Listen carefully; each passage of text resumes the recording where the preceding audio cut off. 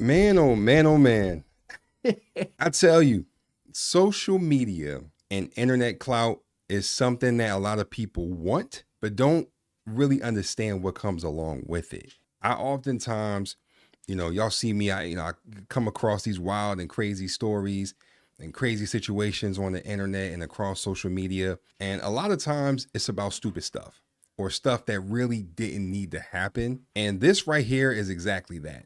Sometimes sharing stuff on social media for clout and virality has its downsides. And in this video, I'm here to talk about that. The other side that many people don't really know or care to understand. I'm sure many of you remember a few days back, I posted a video in regards to a TikToker by the name of aahja, who had a fight or a physical run-in with her upstairs neighbor, and how she told the story of how she drug her into her apartment and just started whooping this lady's ass with her young child present, right? Now, when she posted those videos talking about that entire fiasco, all of those videos went stupid.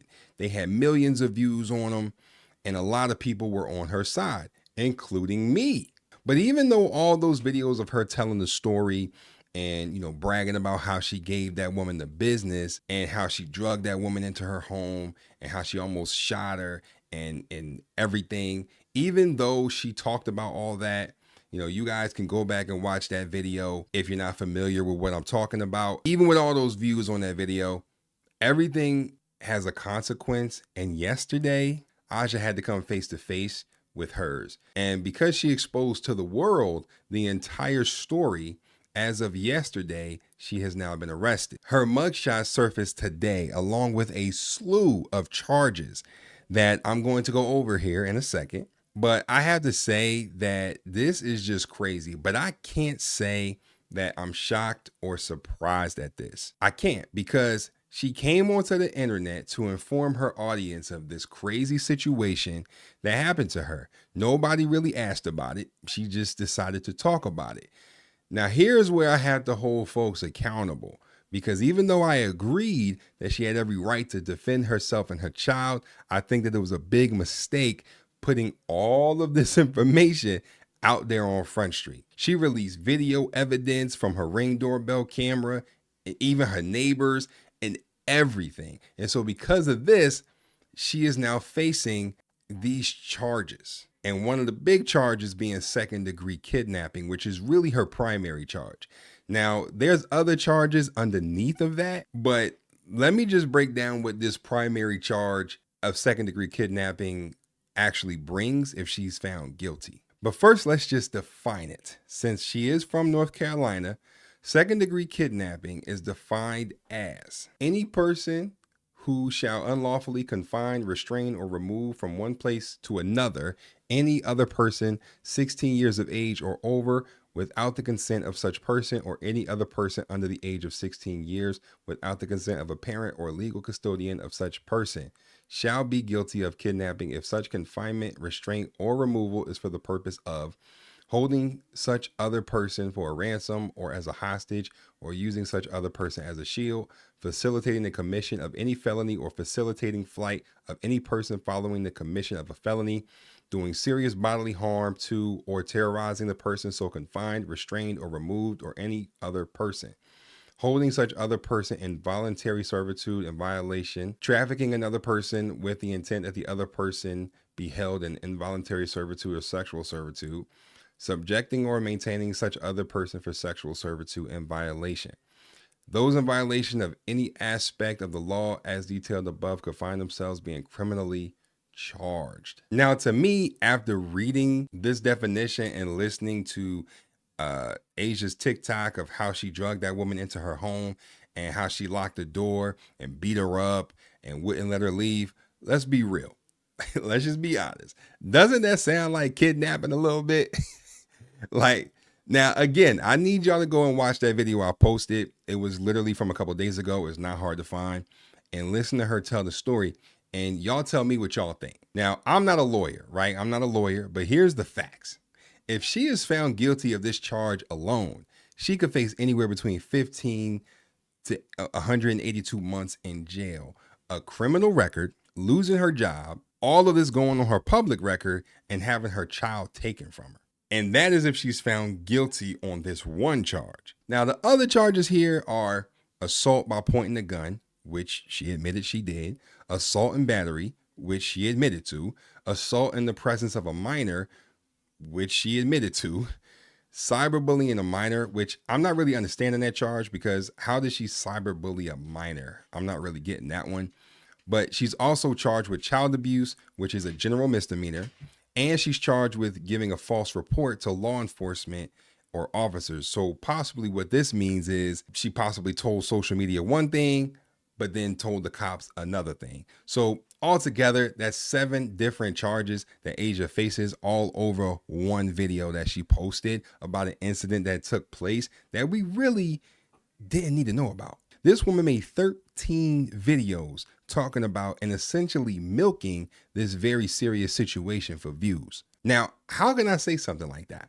I can say that because she legitimately, factually posted 13 plus videos talking about the situation, which by definition is milking the situation, because all of those videos for the most part have millions of views. So I know the money from them videos was popping. Also, not to mention that she admitted in her follow-up videos and everything that she knew the story was going to go viral. You don't believe me? Take a look. But I'm over it, honey. And when I said I knew it was going to go viral, I really didn't mean like this. I just thought, like, just some small TikTok shit. I really didn't think people would be reaching out to me, asking me to do podcasts and talk about it and tell them what happens. And y'all, I posted the fight already. But so with all this taken into account, it's pretty safe to say that she told all of this information to social media for clout and views, which she got, right? She got all that. She got the views, she got the clout, right? Her followers went up. She almost got 100K followers, but at what cost? So you were telling this story, running up the views, not really understanding that this is still an active investigation, and anything and everything you say can be used against you. And so you think that a prosecutor or a judge isn't going to see this story that went super viral? I mean, everyone and their mama was on the internet talking about the situation. And you think nobody in law enforcement saw those videos? You bought that story to TikTok because you knew that it was going to do numbers, and you had hella people in the comments gassing you up, telling you how right you were to do what you did. They wanted you to tell all these story times, give all these updates, give them more tea. But at the end of the day, you were talking about your real life. The people in the comment section that was egging you on to do story times and do all that shit and spill more tea, they don't know you. You spilling all your business to strangers that really don't have a dog in the fight. You sharing video evidence, ring camera evidence, you sharing names, telling everybody you had chances to shoot the girl and how you was fighting around your kid and everything. Again, regardless of how right or wrong you think you were still talking about shit that really should have been kept private. And listen, I was one of them people that said she was justified in whooping that chick's ass, right? I even took up for Aahja and said that, just by listening to her story and really listening to what she was saying, I could tell that she had a good heart, right? I could tell she was a good person. And it was just an unfortunate situation. But listening to social media and allowing for the comment section and strangers to get you in a position to where you are now locked up and facing jail time, all because you wanted to chase views, is crazy. This whole thing is wild. And again, I definitely can't say I'm super shocked about all this, but this is the other side of virality that a lot of people don't know about and a lot of people don't see. You can't get up on this internet spilling all this tea about a private and very serious situation where punches were thrown, guns were drawn, children are involved, police are involved. It's an active investigation, and think it's all good in the hood. It don't work that way. And so, now we got to wait to see what happens from this point forward. Now, do I think she's going to get the book thrown at her? I don't think so. But again, I'm not a lawyer. I have no damn clue, right? I have no clue. But this is going to be interesting. But y'all got to let me know what y'all think about this. Now, her total bond is around $300, and she had a court date set for today, but it was changed to the 30th of this month. So she got some time to think about this, but yeah, man. So anyway, man, if you made it through this video, I really mess with you. You know what I mean? I really fuck with you. Don't forget to smack a like on the video, and don't forget to subscribe for the one time. Peace. Sheesh. Crazy.